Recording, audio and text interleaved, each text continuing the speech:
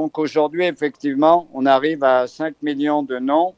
Il y a encore beaucoup de noms qu'on ne saura pas, notamment ceux qui sont morts par balle.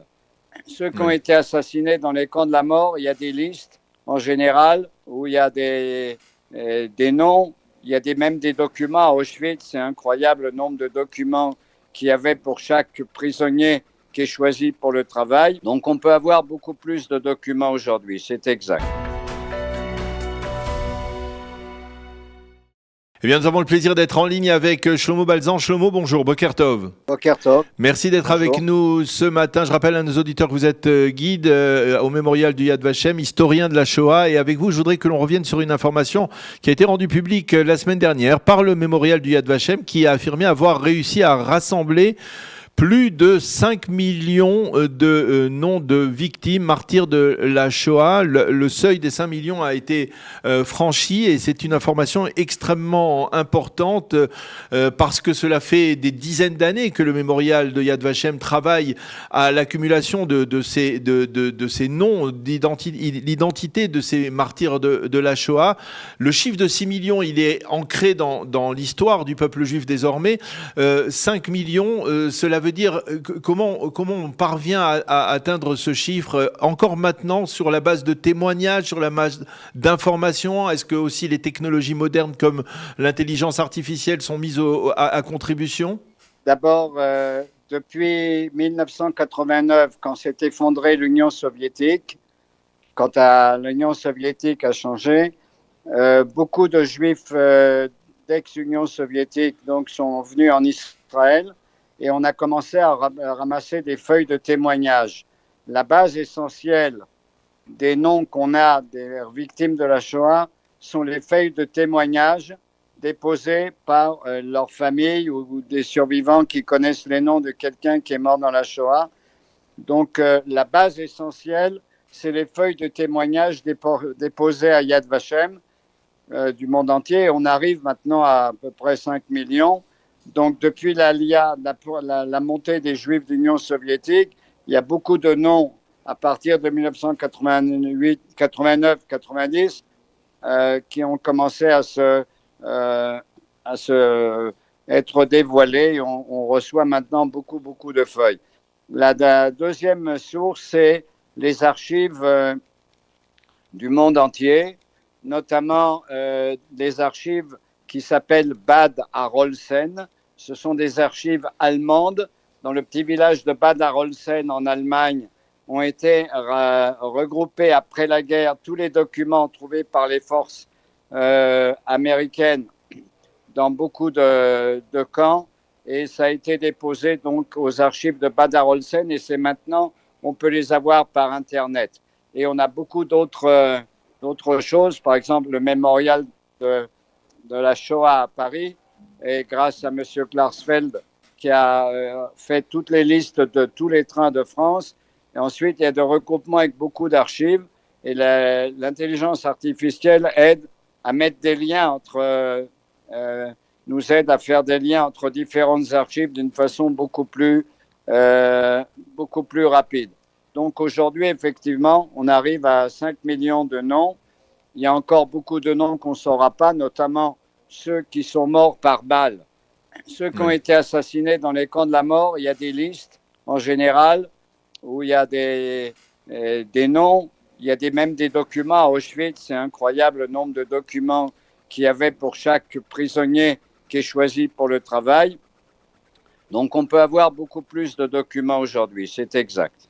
Il y a encore des témoignages, des gens qui viennent au Yad Vashem, qui remplissent ces fameuses feuilles de témoignages et qui disent, voilà, ça, ils arrivent maintenant. Et comment ils expliquent qu'ils n'arrivent que maintenant? Est-ce que, par exemple, il y a des langues qui se délient avec la mort peut-être de gens qui étaient des témoins de la Shoah? Je parle en particulier de ce qui se passe en Pologne, parce qu'on sait qu'il y a en Pologne des gens même des juifs qui ont été recueillis enfants dans des familles chrétiennes. Est-ce que on a une idée de cela? Aujourd'hui, premièrement, il y a beaucoup de gens de la troisième génération ou de la deuxième génération qui sont nés bien après la guerre, à qui leurs parents survivants où leurs grands-parents survivants n'ont jamais rien raconté. C'est arrivé beaucoup qu'ils n'osaient pas raconter, ils ne voulaient pas raconter. On a continué la vie, on veut pas dire.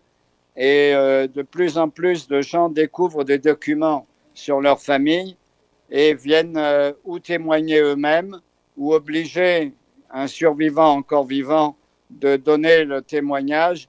Et beaucoup de témoignages apparaissent maintenant. Maintenant, il y a aussi des choses incroyables.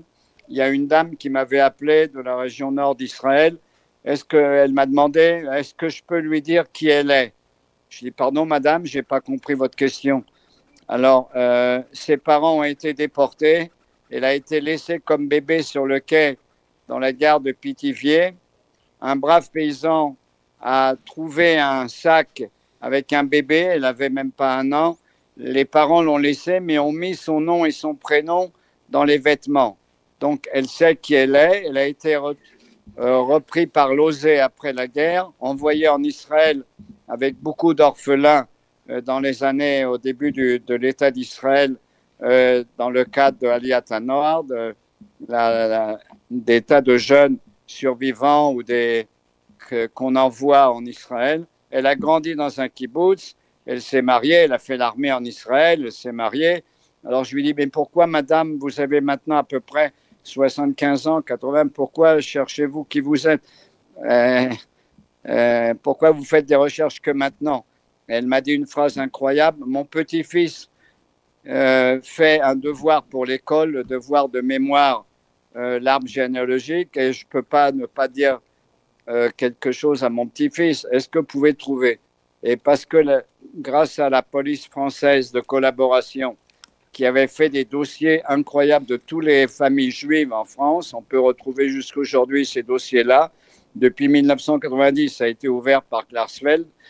Eh bien, on a une des personnes redécouvre que maintenant qui étaient leurs parents, qui ont été déportés, et donc ils font des feuilles de témoignages beaucoup plus tard.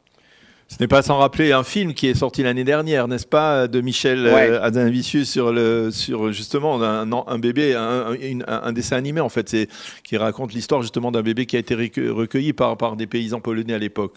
Voilà, c'est ça, oui. Beaucoup de gens redécouvrent leur judaïsme, notamment le prêtre Jacob Wexler, qui était un prêtre catholique qui a découvert à l'âge de presque 40 ans qu'en fait, c'était un enfant juif caché dans une famille chrétienne qui a été élevé comme chrétien et qui redécouvre qui était sa vraie famille que beaucoup plus tard, quand il est déjà prêtre, et il est revenu au judaïsme. Alors la question que l'on se pose naturellement, c'est est-ce qu'on va arriver à atteindre un seuil où on n'aura plus la possibilité de découvrir d'autres identités et qu'il restera des victimes de la Shoah dont on n'a pas connu. Vous parliez des victimes de la Shoah par balle dont le Père des Bois s'est occupé au cours des dernières années. Est-ce que c'est possible d'atteindre un seuil où on n'aura plus de possibilité d'avoir plus d'informations? Il y aurait bien un moment où effectivement il n'y aura plus d'informations. Les gens qui ont tué par balle, on pense à 1,5 million à peu près. Il n'y a pas de liste. Il y a des témoignages de tel village. On peut retrouver des noms, mais une grande partie ne sera jamais retrouvée. Je pense qu'on ne pourra jamais retrouver le chiffre de 6 millions qui est adopté par quasiment tous les historiens. Il nous restera encore beaucoup de gens inconnus. Dont on ne voit pas les noms, mais on travaille là-dessus tout le temps. On essaye de plus en plus, peut-être de trouver avec l'aide d'Internet des possibilités qu'on a aujourd'hui à trouver des choses qu'on ne pouvait pas avant. Peut-être qu'on va retrouver, mais je doute qu'on retrouve les 6 millions de noms. On sait que le mémorial du Yad Vashem a un hall qui est tristement célèbre, c'est le hall des noms où il y a les noms des camps de concentration où les Juifs ont été massacrés. Mais est-ce qu'on peut envisager un hall des noms où on rassemblerait tous les noms, c'est-à-dire pas seulement les feuilles de témoignage, mais tous les noms comme il y a le mémorial des Juifs de France, tous les noms des Juifs, c'est quelque chose d'envisageable au mémorial du Yad Vashem ou c'est difficile? Oui, on espère le faire. J'ai des doutes sur qu'on puisse trouver absolument tous les noms, mais effectivement, dans le hall des noms de Yad Vashem, il y a toutes les feuilles de témoignage qui sont la base essentielle des noms qu'on a. Le hall des noms est basé. Mais on essaye de retrouver de plus en plus de documents qui permettent de retrouver encore des noms. J'espère qu'on va en trouver. On peut encore découvrir des tas de documents dans des tas d'archives. En France, par exemple, dans des archives de mairies, de différentes mairies, on peut retrouver des noms. Vous me disiez, ça sera ma dernière question, vous me disiez hors antenne que vous étiez au mémorial du Yad Vashem actuellement pour guider une délégation d'universitaires de France.